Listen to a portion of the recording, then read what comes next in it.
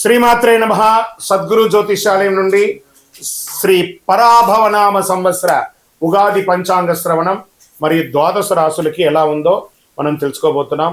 శ్రీ పరాభవనామ సంవత్సరం మేషాది ద్వాదశ రాశులకి మనం ఫలితాలు తెలుసుకోబోదు. అందరూ ఎదురు చూస్తున్నటువంటి ఒక సమయం ఆసనం ఏంటని చెప్పచ్చు. ఈ సంవత్సరం నాకు ఎలా ఉండబోతుంది ఒక్కొక్క రాశిగా చెప్తున్నాను.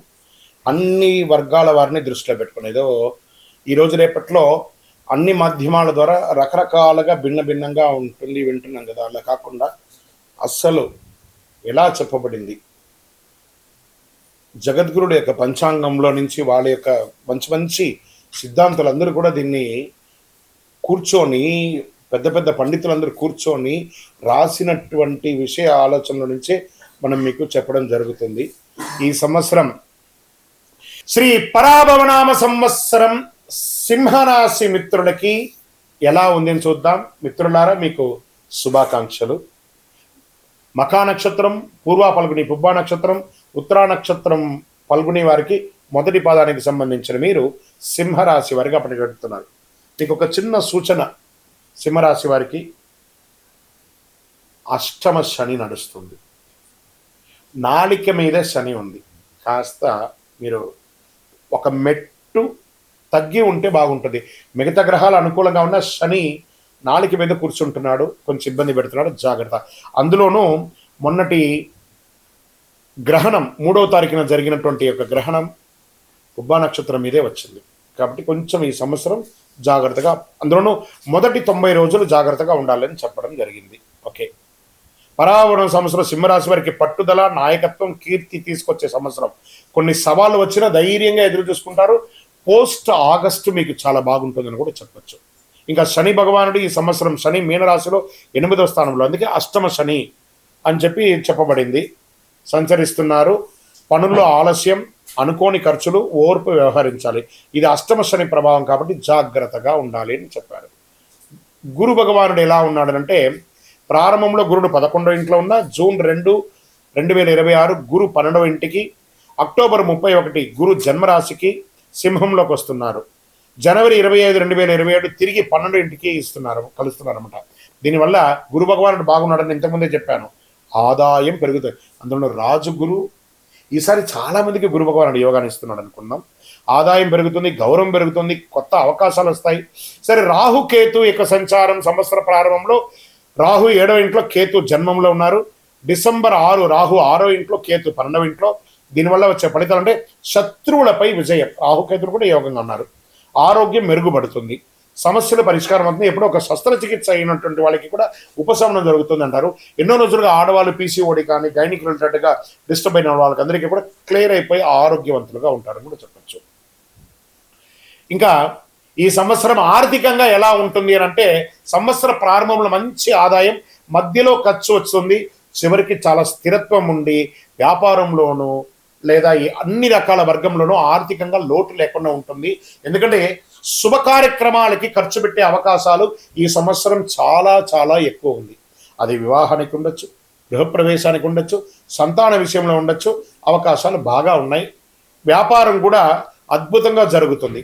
ఒక్కొక్కసారి ప్యానిక్ అవుతారు, ప్యానిక్ అవ్వకండి. ఈ సంవత్సరం బాగా ఉంది. ఈ సంవత్సరంలో ఉద్యోగంలో బాధ్యతలు పెరుగుతాయి, పదోన్నతి వచ్చే అవకాశాలు ఉన్నాయి, నాయకత్వం వచ్చే అవకాశాలు బాగా ఉన్నాయి. మంచి అప్రిషియేషన్స్, మీకు మంచి ఇది వచ్చింది.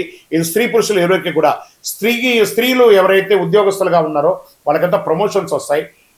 టీమ్ మేనేజ్మెంట్ చేసే అవకాశాలు ఉన్నాయి. ప్రైవేట్ గాను లేదా గవర్నమెంట్ గాను చాలా అవకాశాలు బాగా ఉన్నాయి.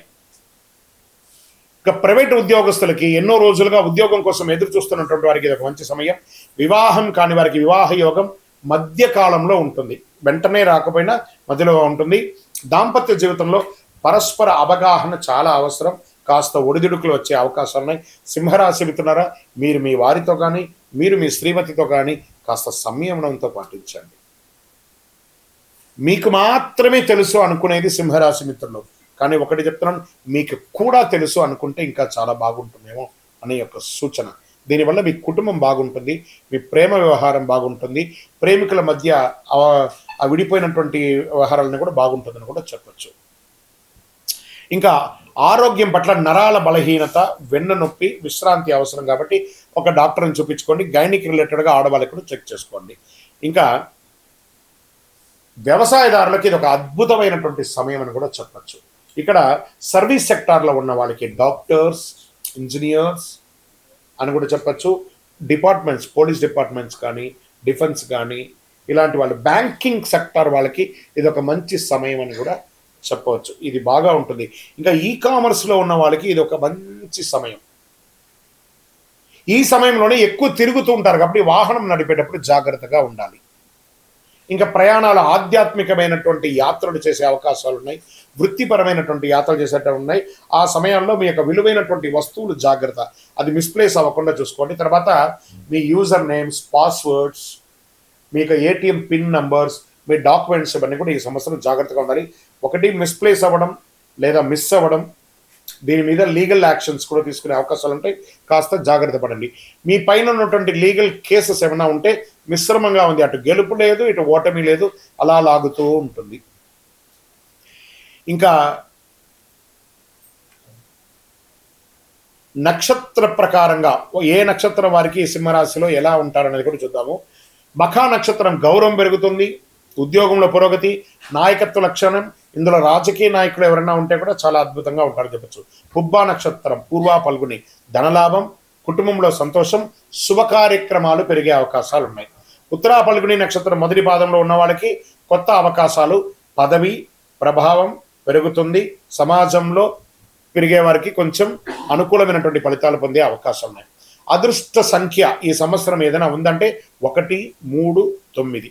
అదృష్టమైనటువంటి రోజులు ఆదివారం, మంగళవారం. అదృష్ట రంగులు కేసరి మరియు బంగారు రంగం వారు. ఈ సంవత్సరం పరిహారం ఏమైనా ఉందంటే ఆదివారం రోజు సూర్యారాధన చేయాలి. బాగా గుర్తుపెట్టుకోండి. ఆరోగ్యానికి సంబంధించినటువంటి భాస్కరుని ప్రార్థించాలి. ఆదిత్య హృదయం ప్రార్థన చేయండి. సూర్యుడికి అర్ఘ్యం నీళ్లు వదలండి, తులసికి నీళ్లు వేయండి, ఎర్రని పుష్పంతో అర్చన చెయ్యండి, గో పూజ చేయండి, గోవులకి ఆకుకూరలు, పండ్లు ఇవన్నీ కూడా పెట్టండి. మీ ఇంకనూ సకల దోషాలు తొలగి ఆనందంగా సంతోషంగా ఉండడానికి మీ యొక్క ఇష్ట దైవం, మీ కులదైవం దేవాలయానికి వెళ్ళి ఒక మట్టి మూకుడు తీసుకొని అందులో మీ వయస్సు ఎంత ఉందో అన్ని ఒత్తులు వేయండి, చుట్టూ వేయండి. అందులో ఆవు నెయ్యి, కొబ్బరి నూనె, ఆవ నూనె, ఇప్ప నూనె, నువ్వుల నూనె ఇవన్నీ కూడా వేసి మిశ్రమం చేసి ఆ దీపాన్ని వెలిగించండి. దీనివల్ల ఆరోగ్యం బాగుంటుంది, గ్రహ దోషం తొలగుతుంది, శనిగ్రహ దోషం తొలగుతుంది. ఇంకను అతి శక్తివంతమైనటువంటి స్వామి మాకు ఇంకా కొంచెం అద్భుతమైనటువంటి శక్తి కలిగించడానికి ఏమైనా ఇవ్వండి అని అంటే ఒక 48 రోజులు పూజ చేసి చండీ సప్తశతి పారాయణంతో సుదర్శన హోమాలు చేసి సుబ్రహ్మణ్య భుజంగా పారాయణం చేసి సిద్ధంగా ఉన్నటువంటి అతి శక్తివంతమైన కరుంగాళి మాలను ధరించడం వల్ల నరదృష్టి పోతుంది, ఆరోగ్యం బాగుంటుంది. కావాల్సిన సంప్రదించండి. ఇంకనూ మీ వ్యక్తిగత జాతకం తెలుసుకోవడానికి మీ పరిసర ప్రాంతాల్లో ఉన్నటువంటి గురువుల్ని సంప్రదించండి. గురుగారు ఈ ఉగాది సంవత్సరం నాకు ఎలా ఉంది. ఇక్కడ ఇంకో విషయం అంటే ప్రతి ఒక్కరు కూడా కొత్త సంవత్సరంలో జాతకం తెలుసుకోవాలి. మీ గురుగారి దగ్గర సంప్రదించండి, లేదా మా దగ్గర తెలుసుకోవాలనుకుంటే ఈ యొక్క డిస్ప్లేలో ఉన్నటువంటి నంబర్కి మీ యొక్క పేరు, date of birth, time of birth, place of birth WhatsApp చేయండి విజయ్. లేదా మా ద్వారా తెలుసుకోవాలనుకుంటున్నారా, మా డిస్ప్లేలో కనబడుతున్నటువంటి నంబర్కి మీ పేరు, date of birth, time of birth, place of birth WhatsApp చేయండి. మా అడ్మిన్స్ మీకు రిప్లై ఇస్తారు. మీ ఇప్పుడు మేము చెప్పేదంతా కూడా గోచార ఫలితం అనమాట. మీ వ్యక్తిగత జీవితానికి సంపూర్ణ జాతకాన్ని తెలుసుకోవచ్చు. శ్రీ గురుభ్యో నమః. నమస్కారం. అందరూ కూడా మీ యొక్క ఇష్టదైవాన్ని ప్రార్థన చేసుకోండి, మీ తల్లిదండ్రులకి ప్రార్థన చేసుకోండి. నూతన సంవత్సరాన్ని ప్రారంభిస్తున్నాం.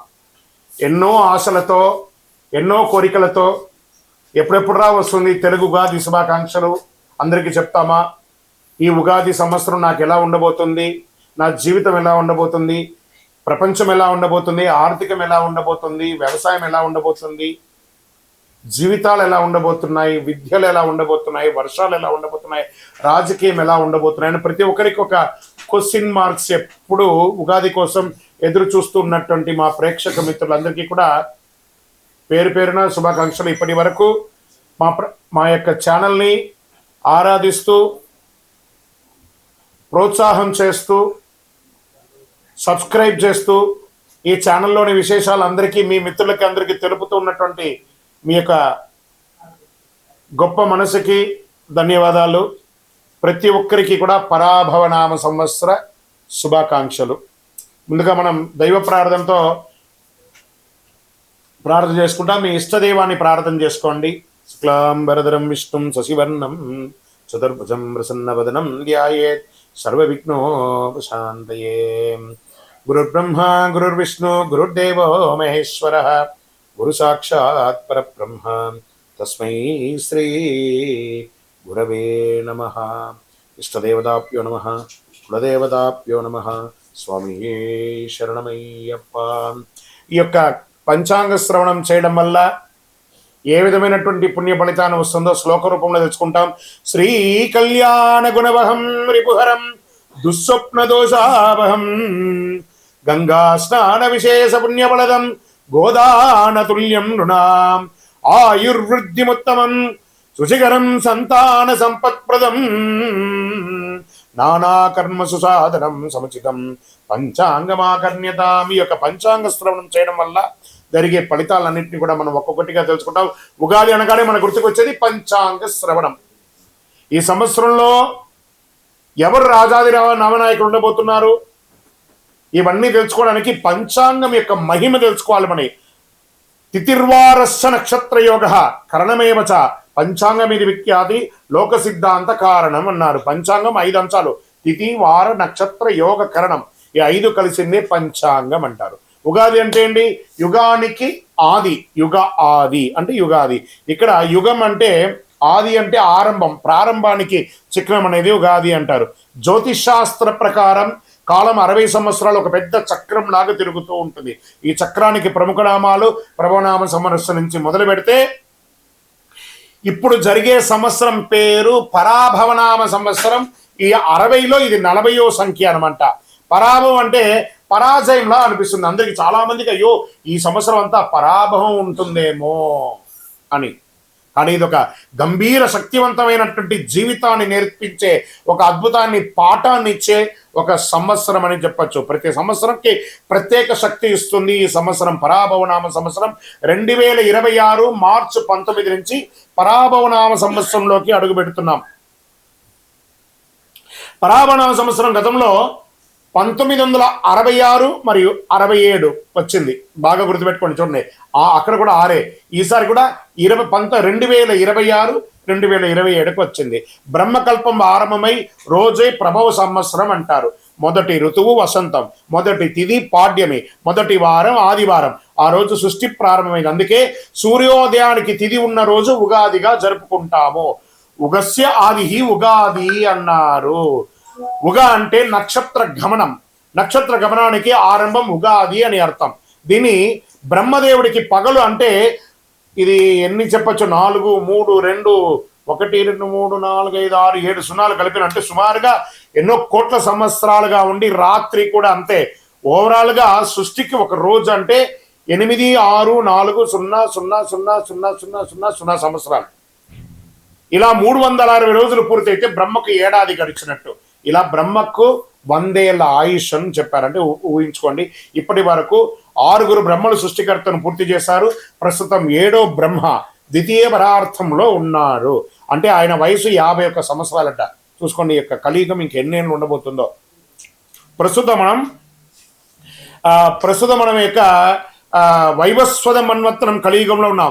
శ్రీ మహావిష్ణువు మత్స్యావతారంలో సోమకాసురుడు అనేక రాక్షసుని సంహరించిన, వేదాలు రక్షించి బ్రహ్మకు అప్పగించిన రోజు ఉగాది అంటారు. శ్రీ రామచంద్రుడు, విక్రమాదిత్యుడు, శాలివాహనుడు పట్టాభిషేకులు అయ్యారట ఈ ఉగాది రోజే. వరాహమిత్రుడు జాతికి పంచాంగాన్ని అంకితం ఇచ్చినటువంటి రోజు కూడా ఇదే రోజు అంటారు. తెలుగు సంవత్సరాలు 2026లో రాబోతున్న సంవత్సరం పేరు పరాభవనామ సంవత్సరం. మళ్ళీ ఈ పరాభవనామ సంవత్సరం గురించి చెప్తున్నాం. ఈ యొక్క 26 27 పరాభవ సంవత్సరంలో అర్థం యొక్క పర ప్లస్ భవ. పర అంటే వెలుతురు, బాహ్య శక్తులు. భవ అంటే వ్యవధి, ఉనికిని చూపేది. పరాభవ పరబాహ్య ఆశ్రయాలను కేవలం అహంకారం కూలిపోవడం అర్థమే, కానీ పరాభవం అంటే ఓటమి కాదు. బాగా గుర్తుపెట్టుకోండి. మనలో ఉన్న అహంకారం, కామక్రోధ లోభ మొగ శీర్షాడంబాల దుర్గుణాలన్నింటినీ దులిపేయడం అనమాట. అదే ఈ యొక్క పరాభవంలో అహంకార మాయ భ్రమలో ఉన్న వారికి పరీక్ష సంవత్సరము అని కూడా చెప్పచ్చు. కలియుగ ప్రమాణం 4,32,000 సంవత్సరాలు. శ్వేత వరాహ కల్పమందులు 75 అయినటువంటి వైవస్వతమంతుడు 28 మహామండలి కలియుగ ప్రథమ పాదంలో 5,127 అనమాట. ఇది ప్రభవాది సంవత్సరాల 40 సంవత్సరం చాంద్రమానం స్వస్తి ప్రాభవనామ సంవత్సరంగా చెప్పబడింది. ఇది ఎలా ప్రారంభమవుతుందో కూడా చెప్తా చూడండి. కలియుగ శతాబ్దములు 5,127. శ్రీ ఆదిశంకరాచార్యులు ఉద్భవించినటువంటి 2,097. శాలివాహన శతాబ్దములు 1948. వసలి శతాబ్దములు 1436/37. హిజరీ శతాబ్దములు 1448-49. శ్రీ రామానుజాబ్దిలో 1009. ప్రస్తుతం 2026 ఉగాది అంటే మార్చి 19 చైత్ర శుద్ధ పాఠ్యం. ఈరోజు పరాభవ సంవత్సరం ప్రారంభం.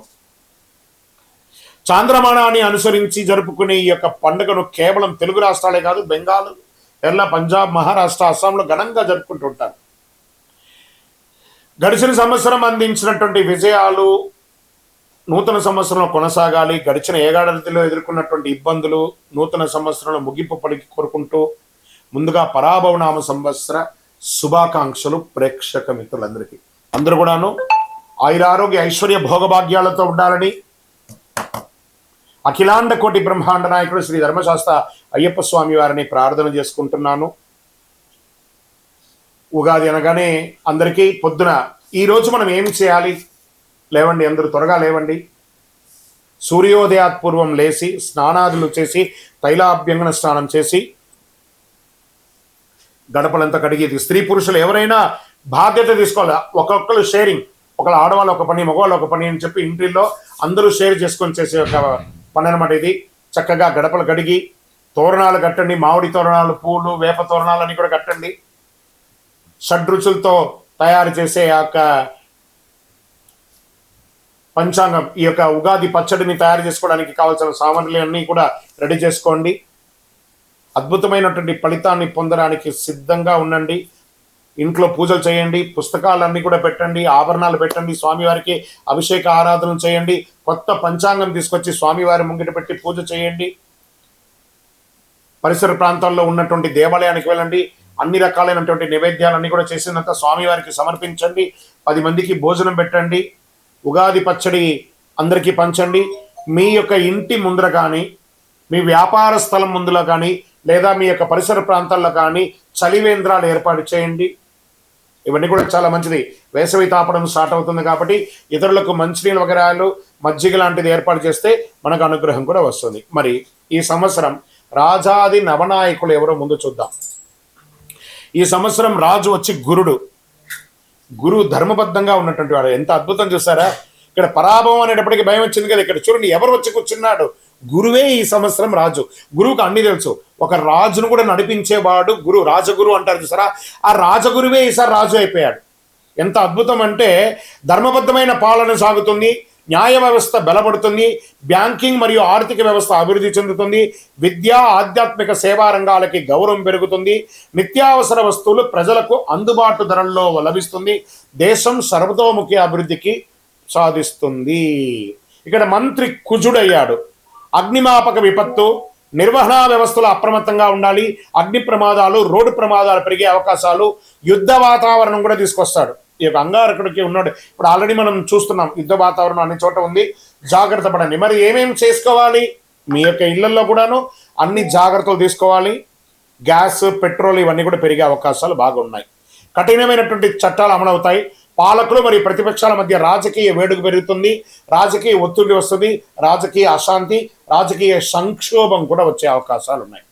మరి సేనాధిపతి చంద్రుడు, ఆయన సౌమ్యంగా ఉంటాడు. అంతర్జాతీయ సరిహద్దుల్లో శాంతి నెలకొంటుంది. మన దేశం నుంచి శాంతి దూతలు వెళ్తారు, అది చక్కగా సక్సెస్ అవుతుంది. సైనికుల సంక్షేమానికి ప్రాధాన్యతనిస్తారు. నావికా దళం బలోపేతం అవుతుంది. ప్రజలు భయాందోళన లేకుండా జీవనం సాగిస్తారు. సమృద్ధిగా వర్షాలు పడతాయి. ఇంకా సస్యాధిపతి శుక్రుడు, ఉల్లి, వెల్లుల్లి, పత్తి పంటలు బాగుంటాయి. బియ్యం, ధాన్యం కూడా బాగుంటుంది. పూల తోటలు, ఉద్యానవనాలు మంచి లాభాన్ని ఇస్తాయి. పండ్లు సమృద్ధిగా పెరుస్తాయి. గ్రీన్ హౌస్ మరియు వ్యవసాయ అభివృద్ధి చాలా మెరుగవుతుంది. ఇంకా ధాన్యాధిపతి బుధుడయ్యాడు.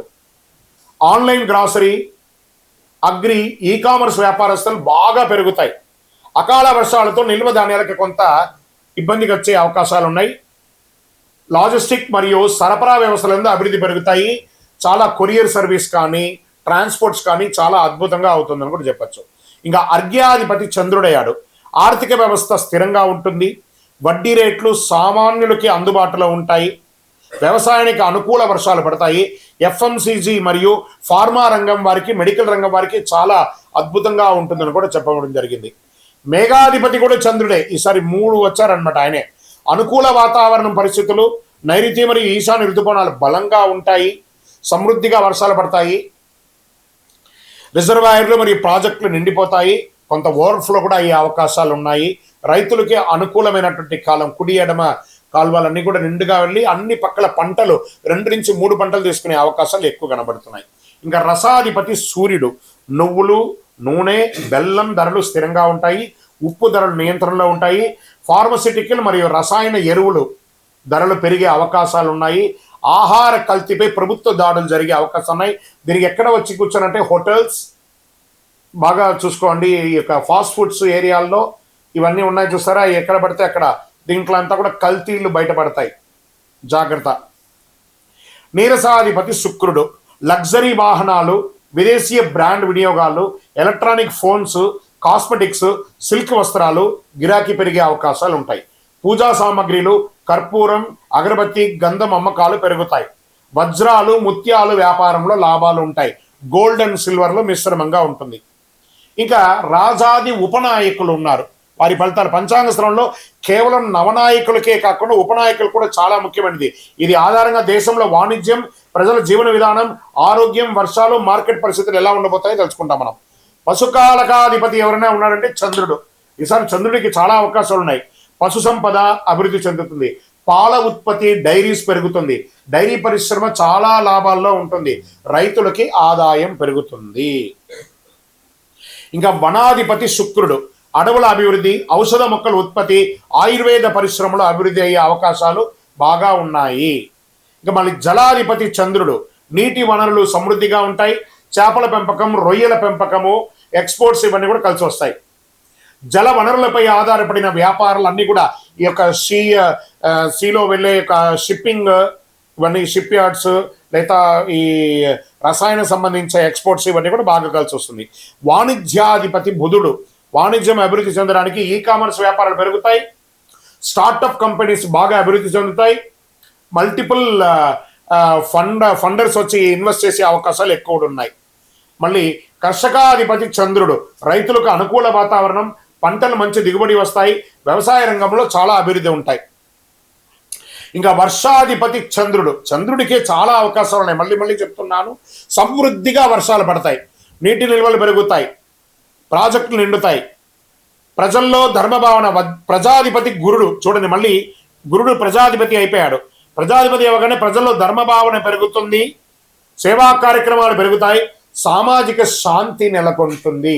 ఇది రాజాది నవనాయకుడి యొక్క ఉపనాయకుల యొక్క ఫలితాలు. ఈ సంవత్సరం ఎక్కడ కూడా చూస్తే నెగిటివ్స్ తక్కువ కనబడుతున్నాయి, పాజిటివ్స్ ఎక్కువ కనబడుతున్నాయి. కొంత యుద్ధ వాతావరణం తప్ప అది కూడా కాంప్రమైజ్ అయిపోతుంది. టెన్షన్ పడాల్సిన అవసరం లేదు. కాస్త ఆర్థిక సంక్షోభం ఉంటుంది, ఇంటర్నేషనల్ లెవెల్లో ఉంది కాబట్టి అది చెప్పడానికి కొంచెం బాధగానే ఉంటుంది, కానీ ఇబ్బంది పడాల్సిన ఈ యొక్క దీంట్లో. ఇప్పుడు మేషాది ద్వాదశ రాజులకి రాజపూజ్యం, అవమానం, ఆదాయం, వ్యయం. మరి మేషరాశి వారికి రాజపూజ్యం 2, అవమానం 4, ఆదాయం 11, వ్యయం 5 అన్నారు. మరి ఏం చేయొచ్చు? వీళ్ళకి తీపి ఒగరు మిశ్రమంగా ఉంది. ఇది వచ్చి సంఖ్య మాత్రమే, ఇది మీ జీవితం కాదు. బాగా గుర్తుపెట్టుకోండి. ఇది గోచార ప్రకారమే చెప్తున్నాను. మీ వ్యక్తిగత జాతకంలో చూస్తే సంపూర్ణంగా ఈ సంవత్సరం ఎలా ఉందో చూడొచ్చు. వృషభ రాశి వారికి రాజపూజ్యం 5, అవమానం 4, ఆదాయం 5, వ్యయం 4. చాలా బాగుంటారు. మిథున రాశి వారికి రాజపూజ్యం 1, అవమానం 7, ఆదాయం 8, వ్యయం 11, మిశ్రమం. కర్కాటక రాశి వారికి రాజపూజ్యం 4, అవమానం 7, ఆదాయం 2, వ్యయం 11. సింహరాశి వారికి రాజపూజ్యం 7, అవమానం 7, ఆదాయం 5, వ్యయం 5. మీరు మిశ్రమం అలే మిడిల్గా ఉంటారు, జాగ్రత్తగా ఉండాలి. కొంచెం డేంజర్ బెల్ ఉంది, జాగ్రత్త. కన్యా రాశి వారికి రాజపూజ్యం 3, అవమానం 3, ఆదాయం 8, వ్యయం 11. ఇక్కడ చూడండి, వీళ్ళకి కొంచెం చేదు తీపి కొంచెం మిశ్రమంగా ఉంది. తులారాశి వారికి రాజపూజ్యం 6, అవమానం 3, ఆదాయం 5, వ్యయం 4. తీపి ఎక్కువ ఉంది కదా. వృశ్చిక రాశికి వారికి రాజపూజ్యం 2, అవమానం 6, ఆదాయం 11, వ్యయం 5. ఆదాయం అద్భుతంగా ఉంది, కొంచెం చిన్న చిన్న అవమానాలు ఉన్నా ద జాక్ పాట్ ఇయర్ ఏదైనా ఉందంటే అది వృశ్చిక రాశియే. ధనుసు రాశి వారికి రాజపూజ్యం 5, అవమానం 6, ఆదాయం 14, వ్యయం 11. మకర రాశి వారికి రాజపూజ్యం 1, అవమానం 2, ఆదాయం 2, వ్యయం 8. కుంభరాశి వారికి రాజపూజ్యం 4, అవమానం 2, ఆదాయం 2, వ్యయం 8. మీనరాశి వారికి రాజపూజ్యం 7, అవమానం 3, ఆదాయం 5, వ్యయం 9. ఇలా ఈ రాశిలో ఉన్న వాళ్ళకందరికీ కూడాను రాజపూజ్య అవమానాదులు ఆదాయ వ్యయాలన్నీ కూడా ఒక నెంబర్ మాత్రమే. మీ యొక్క వ్యక్తిగత జాతకం ద్వారానే సంపూర్ణంగా ప్రిడిక్ట్ అవడం. ఇది గోచార ప్రకారంగా చెప్తున్నాం. ఇప్పుడు 27 నక్షత్రాలకి కందాయ ఫలాలని చెప్తున్నాం. కందాయ ఫలం అంటే పంచాంగ శాస్త్రంలో ఒక సంవత్సరంలో ఆ నక్షత్ర జాతకులకి ధనం, ఆరోగ్యం, సుఖం, కష్టం వంటి ఫలితాలు సూచించే విధానం అని చెప్పచ్చు. సాధారణంగా 3 కందాయాల సంఖ్య ఉంటాయి. మొదటి కందాయం సంవత్సర ప్రారంభం ఉగాది నుండి ఉంటుంది. రెండవ కందాయం మధ్యకాలంలో ఉంటుంది. మూడవ కందాయం సంవత్సర అంతంలో ఉంటుంది. సంఖ్యలో ఈవెన్ అయితే శుభం, బేసి అయితే కొంచెం కష్టం పంచాంగం చెప్పబడుతుంది. ఇప్పుడు నేను ఒక్కొక్కటిగా చెప్తున్నారు, మీరు ఈవెన్లో ఉన్నారా బేసిలో ఉన్నారా ఒకసారి చూసుకోండి. మీరు అశ్విని నక్షత్ర జాతకులకి 5, 7, 3 కందాయ ఫలం. భరణి నక్షత్రం వారికి 3, 5, 1 కందాయ ఫలం. కృతికా నక్షత్రం వారికి 7, 3, 5. రోహిణీ నక్షత్ర జాతకులకి 4, 6, 2. మృగశిర నక్షత్ర జాతకులకి 2, 4, 6. ఆరుద్ర నక్షత్ర జాతకులకి 1, 3, 5. పునర్వసు నక్షత్ర జాతకులకి 6, 2, 4. పుష్యమి నక్షత్ర జాతకులకి 5, 1, 3. ఆశ్లేష నక్షత్ర జాతకులకి 7, 5, 1. మకా నక్షత్ర జాతకులకి 3, 7, 5. పూర్వ పల్గుని పుబ్బా నక్షత్ర జాతకులకి 5, 3, 7. ఉత్తరా నక్షత్ర జాతకులకి 2, 6, 4. హస్త నక్షత్ర జాతకులకి 4, 2, 6. చిత్తా నక్షత్ర జాతకులకి 6, 4, 2.